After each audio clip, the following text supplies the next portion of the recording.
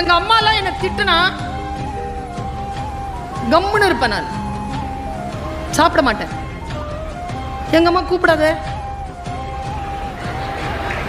3 வேளைலாம் பட்டினி கிடந்திருக்கேன். கூப்பிட்டோம் நைட்டு உயிரா மானமா? உயிரோட இருந்தாதான் மானத்தை பத்தி பேச முடியும். சாரி, சோறு கூட பசிக்குது கேட்டு சாப்பிட்டுருக்கேன் நான்.